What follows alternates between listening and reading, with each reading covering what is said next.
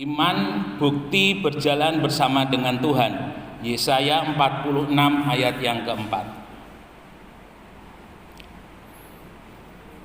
Yesaya 46 ayat yang keempat. Demikian bunyi firman Tuhan, sampai masa tuamu aku tetap diam, dan sampai masa putih rambutmu aku menggendong kamu. Aku telah melakukannya dan mau menanggung kamu terus. Aku mau memikul kamu dan menyelamatkan kamu. Iya. Saudara yang dikasihi oleh Tuhan, dari ayat ini tersirat satu keistimewaan di dalam kehidupan kita yang mau berjalan bersama dengan Tuhan, di mana di sana dikatakan bahwa Tuhan mau menggendong dalam kehidupan kita sampai masa tua kita.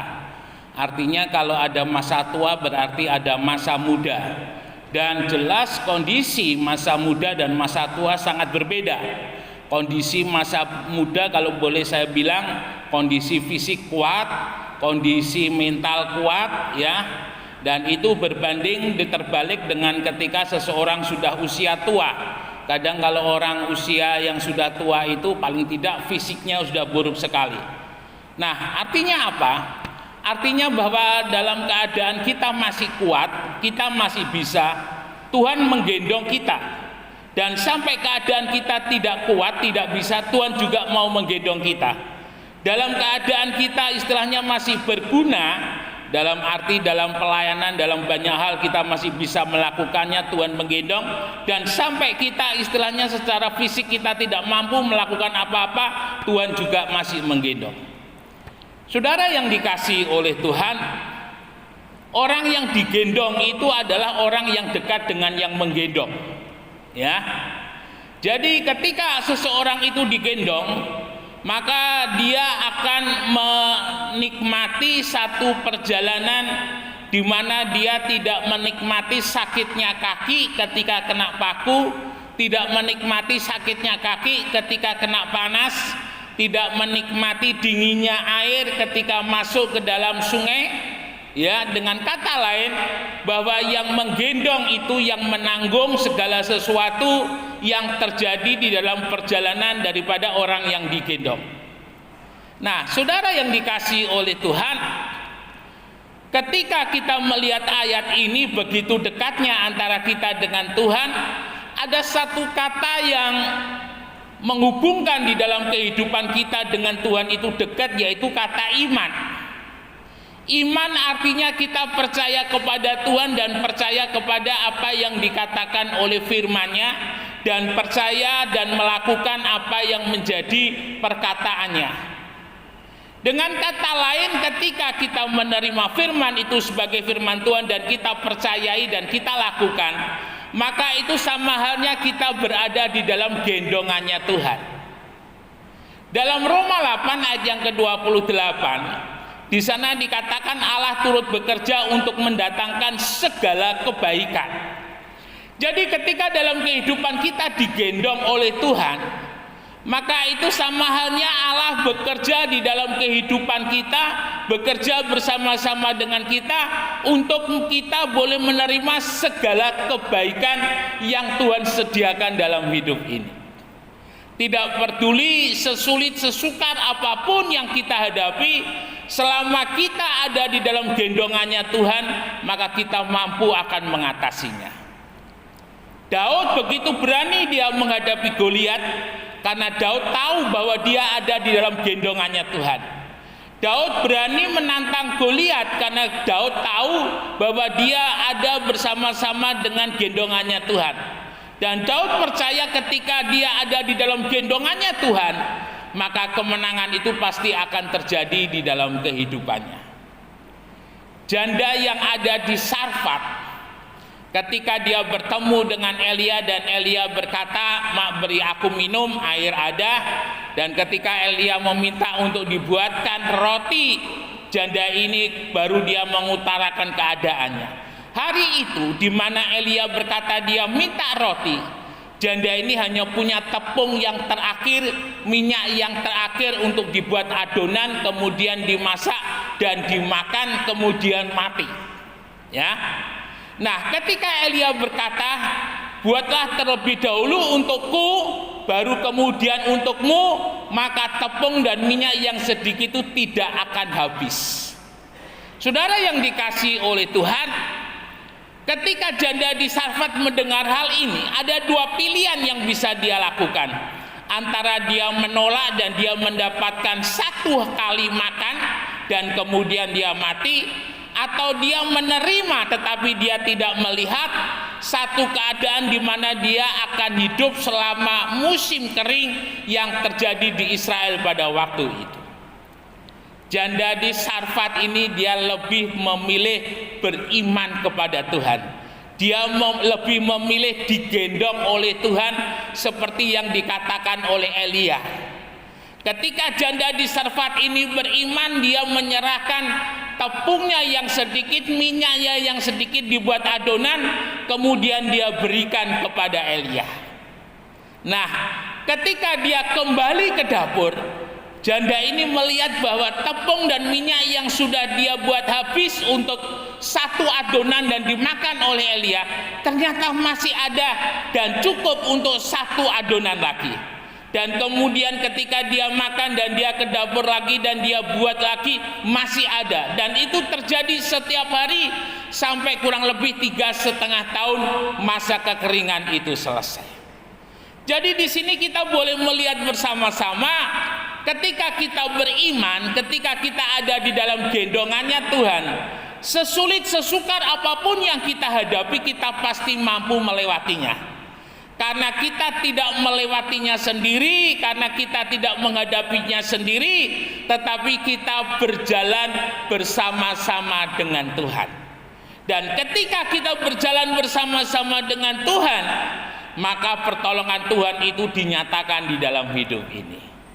Nah, saudara yang dikasihi oleh Tuhan, dalam perjalanan daripada bangsa Israel ketika keluar dari Mesir, kurang lebih ada 2 juta orang yang keluar dari Mesir, dan mereka adalah orang-orang yang menerima janji Tuhan yang sama yang disampaikan oleh Tuhan kepada Musa dan disampaikan kepada bangsa Israel, bahwa dengan pimpinan Tuhan melalui Musa, mereka akan dibawa kepada satu negeri yang penuh dengan air susu dan madu, dan negeri itu akan Tuhan berikan kepada mereka.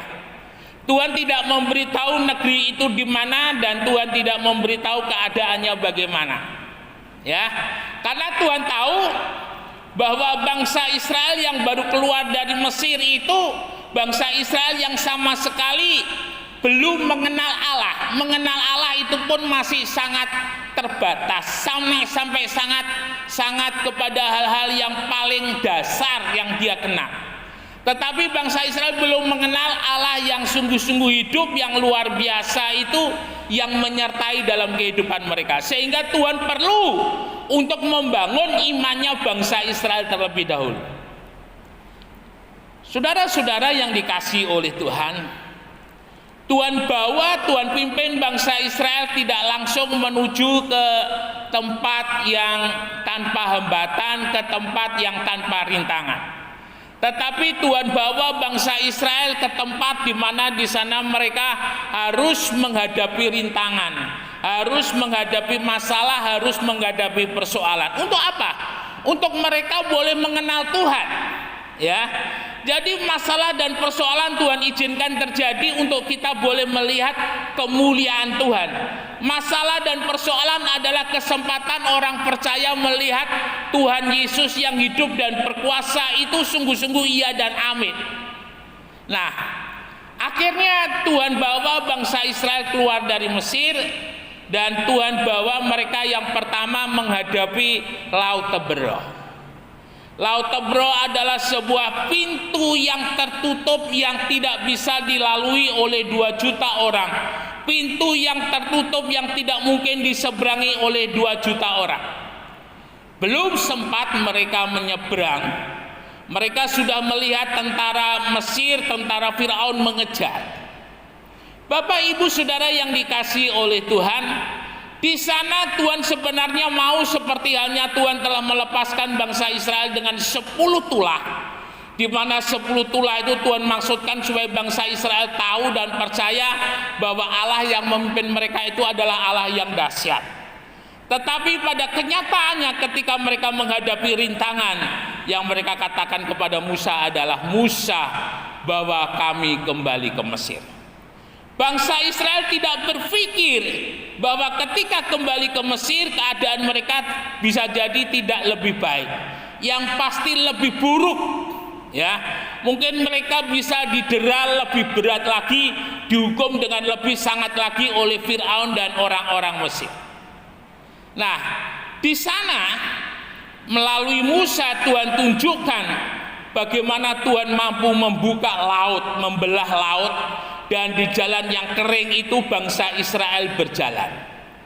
Bapak Ibu Saudara yang dikasihi oleh Tuhan, kalau boleh saya katakan bangsa Israel ini seperti benih yang jatuh di atas ini ya, di atas tanah yang berbatu atau di atas tanah yang berduri, di mana ketika mereka menerima mujizat Tuhan sesaat mereka menjadi bersukacita, mereka memuji Tuhan.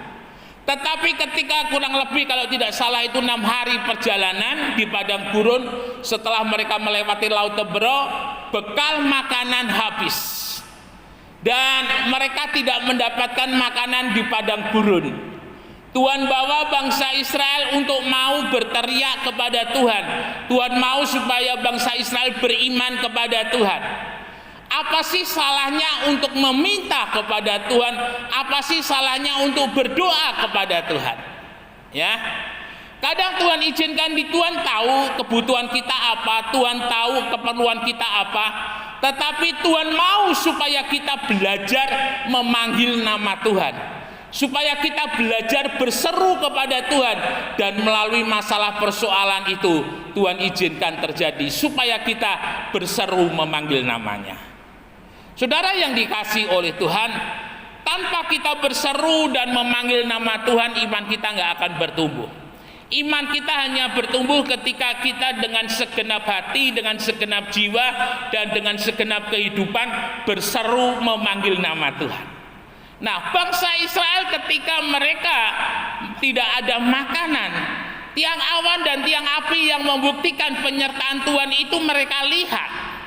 Tetapi mereka tidak mau berseru kepada Tuhan, justru yang mereka katakan adalah, Musa, bawa kami kembali ke Mesir. Artinya apa? Artinya bangsa Israel sama sekali tidak mempunyai iman di dalam kehidupannya. Dan itu terus berlanjut sampai ketika bangsa Israel ada di perbatasan dekat dengan tanah perjanjian.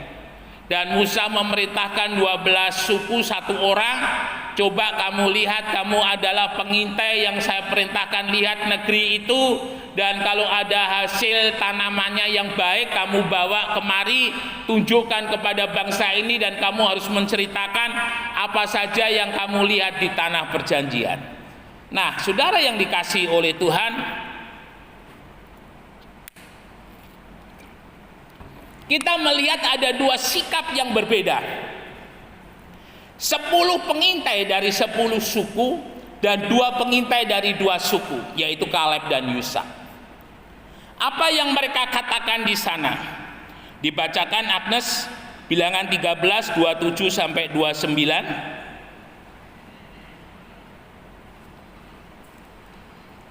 Bilangan 13 27 sampai 29.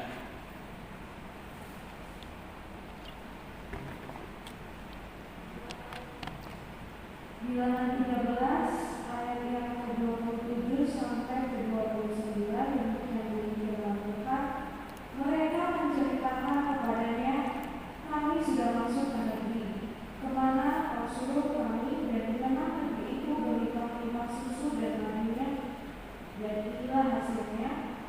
Ayat ke-28, hanya bangsa yang diam di negeri itu tua-tua dan kepala-kepalanya bertubuh dan sangat besar, juga keturunannya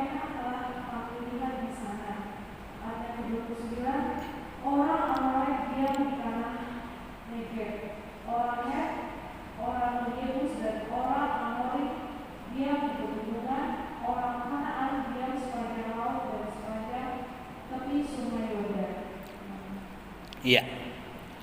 Saudara yang dikasihi oleh Tuhan, dari ayat ini kita melihat 10 orang dari yang mewakili 10 suku. Mereka katakan negeri itu adalah memang negeri yang baik, negeri yang berlimpah-limpah susu dan madunya. Hanya bangsa yang diam di negeri itu kuat-kuat dan kota-kotanya berkubu dan sangat besar. Juga keturunan enak telah kami lihat di sana. Artinya apa? Artinya bangsa Israel ini ketika mereka tidak mempunyai iman, mereka tidak berani menghadapi tantangan untuk mendapatkan berkat yang besar. Berkat yang besar, anugerah yang besar hanya Tuhan berikan kepada mereka yang mempunyai iman. Ya.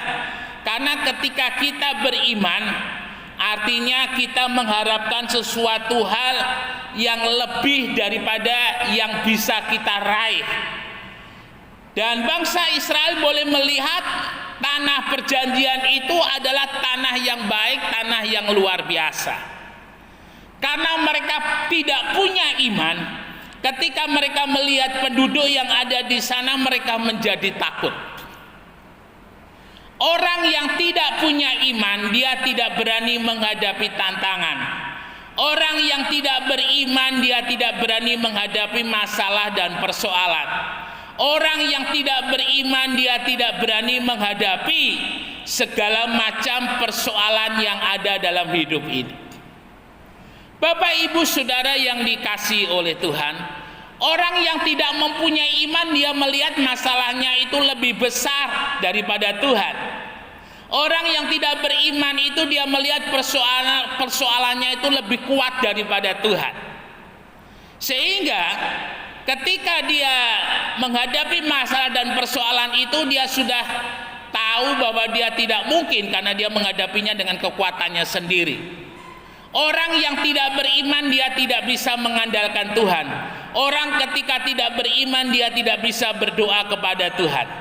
Orang yang tidak beriman itu adalah ciri daripada orang yang selalu mengeluh.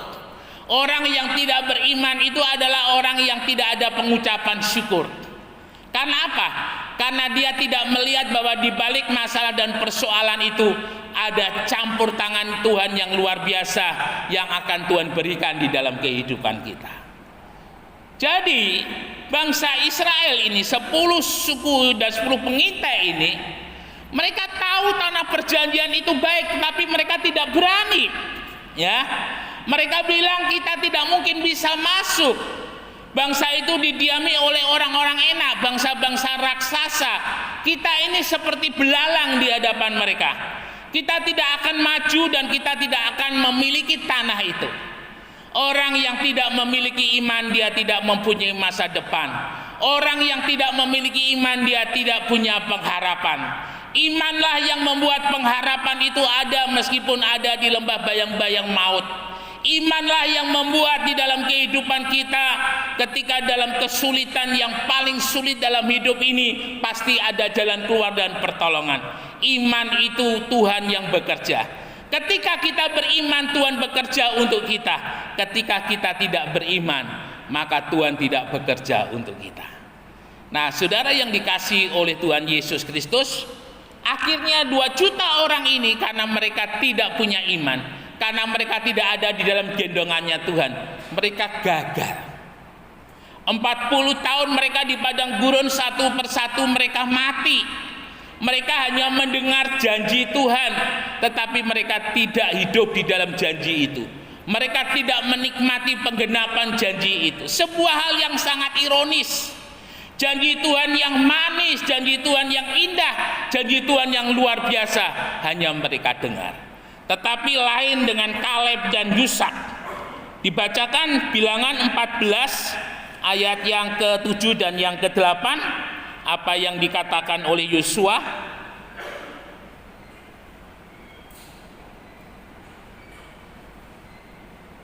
Bilangan 14 ayat yang ke-7 dan ke-8. Dan berkata kepada segenap umat Israel, negeri yang kamu lalui untuk kita itu adalah luar biasa baiknya. Jika Tuhan berkenan kepada kita, maka Ia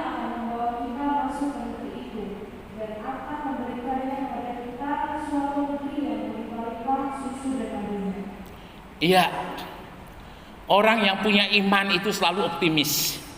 Orang yang punya iman itu selalu melihat jalan keluar di tengah kesulitan dan kesukaran yang dihadapinya. Orang yang beriman itu adalah orang yang sabar.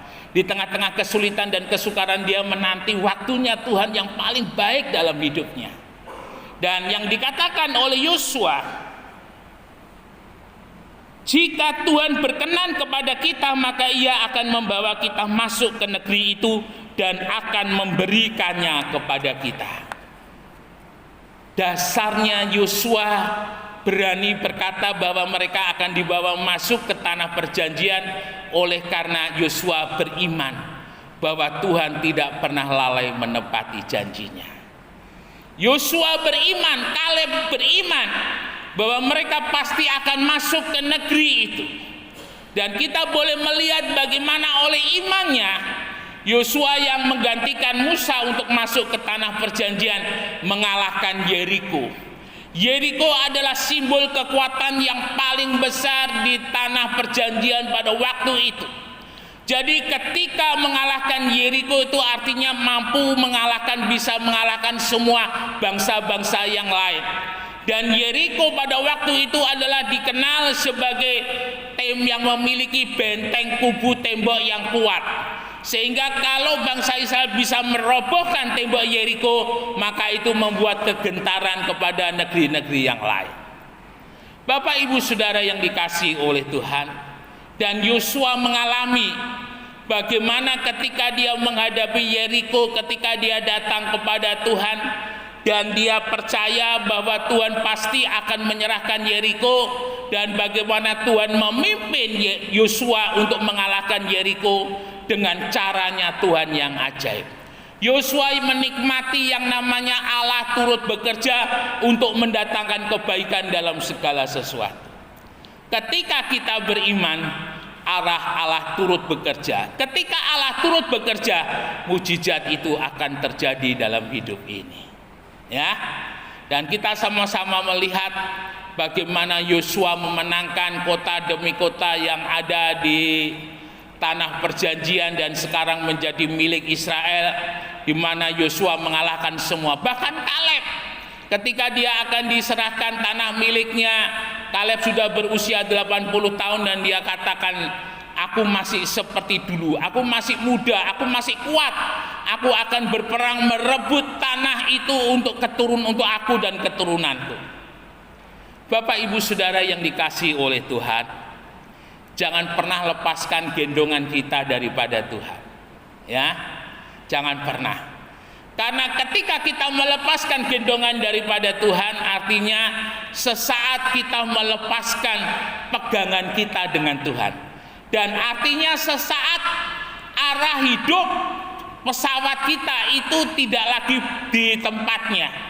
Ya, itu yang membuat pesawat ketika tidak berada di radar, tidak ada di jalurnya, dia bisa tertabrak, dia bisa hilang dan sebagainya. Jadi jangan pernah lepaskan gendongannya Tuhan dalam hidup kita. Teruslah hidup di dalam gendongannya Tuhan.